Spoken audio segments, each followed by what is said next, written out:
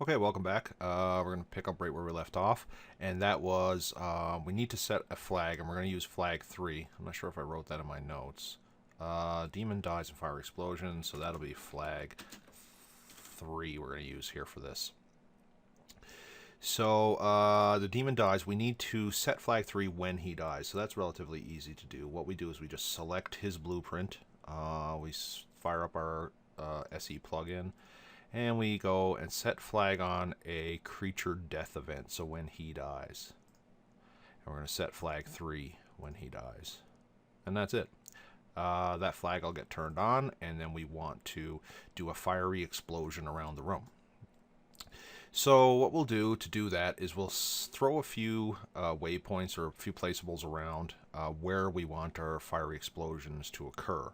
Our visual effects. So I'm going to throw down some SE object helpers. We'll put one here, here, here, here. You may want to make them a little bit more random, but that's fine. And what we'll do is we'll give them tags. We'll say fire 1. We'll call this one fire 2. We'll call this one fire 3. And I'm just going to pull this out of the way here. And we'll call this one fire 4.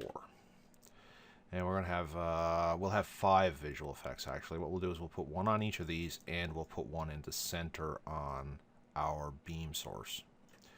So let's do that, and that'll happen as soon as he dies. So let's go to our SE plugin manager.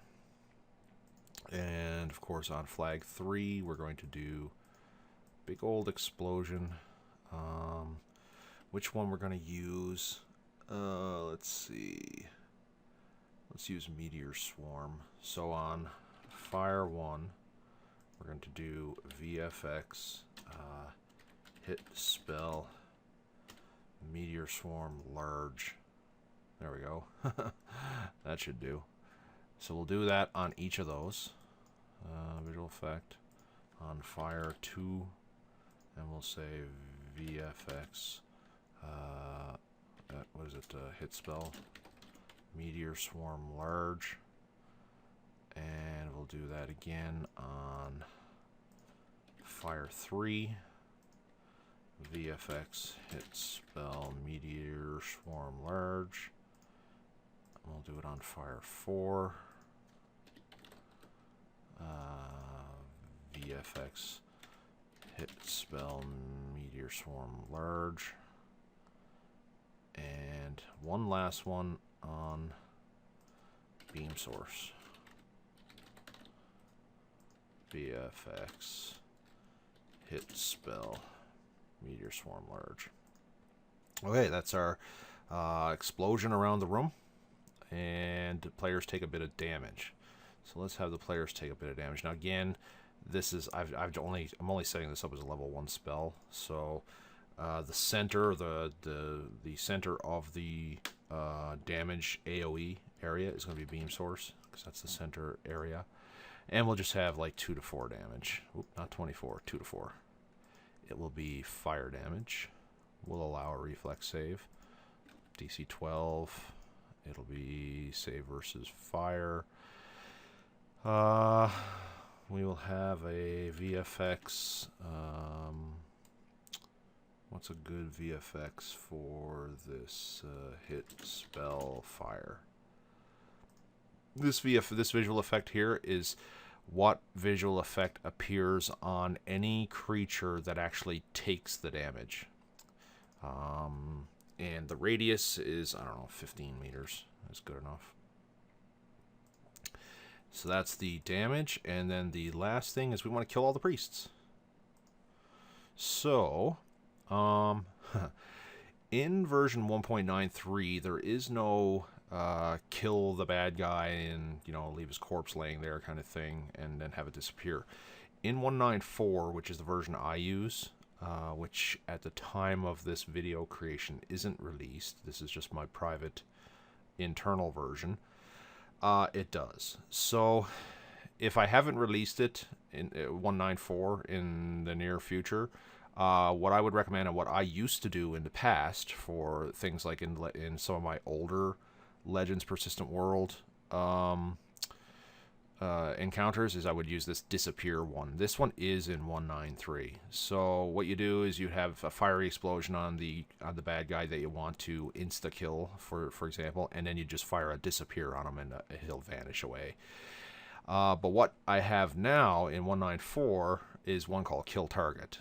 So this one is a little different from Disappear. This one I use in a couple of ways. I'll use Disappear in the past to kill off a creature, insta-kill. I've also used it to simulate teleporting away. So I have a few bad guys in some boss encounters on the Persistent World where they'll come along, have a conversation with like a sub-boss, and then the main boss will kind of cast a visual effect spell, and then they'll disappear. So you get the impression that they've teleported away, kind of thing. So disappear is good for those kinds of things. A little bit later after that, I was saying to myself, you know, I could really use something that actually shows more of a death versus have them just vanish. So I've created one called Kill Target. So this one is actually a little bit better if you actually want to show them dying. So bad priest 1 will die as soon as the big fiery explosion goes off. So we'll do that for each one. Kill Target, bad priest 2, add, kill target, bad priest 3, and kill target, bad priest 4. There. So all the priests get schmucked. And that's it. We are done. We got 28 reaction in this, which is actually small for an encounter like this. You typically on Legends Persistent World, some of the really advanced boss encounters, they'll have 100 of these in them. The average one, I think the one that I released not long ago in a video, the Rise of a Maval quest on Legends Persistent World, I believe that one has 58 reactions in it, and I think it uses a total of 9 flags. This one here, we're using a total of 3 flags and 28 reactions. So we still have a lot of flags for this area. So remember, we get 31 flags per area. So I can still do a lot of fancy stuff just in this one area alone. And feel free to do that. Have like sub bosses. Like I've got dungeons with 2 and 3 sub bosses that'll have short kind of sub boss special effects where they're only using 2 or 3 flags, and you know, you just keep track of what you're doing. You just keep track of which flags you're using and where, and you can have, you know, a few smaller events that use less flags and have many of them in a single area. Like I said, the big one in the Rise of Maval video uses 9 flags, so I could still potentially do like 3 of that size boss encounter in one area. So 31 flags may not seem like a ton, but believe me, it's I've yet to run into that limitation of needing more than 31 in a single area. If you do, we have a problem. I'll have to figure out something, but I don't think you'll run out.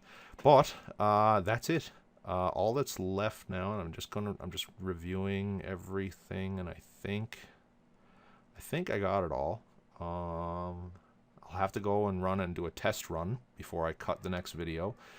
And what I'll do is I'll just do a test run off camera just to make sure it's working, and then I'll record another run of it. And what I'll do is I'll take that recording and I'll plop it onto the beginning of this video, because what I'd like to show is I'd like to show how it looks first and then show how I did it afterward.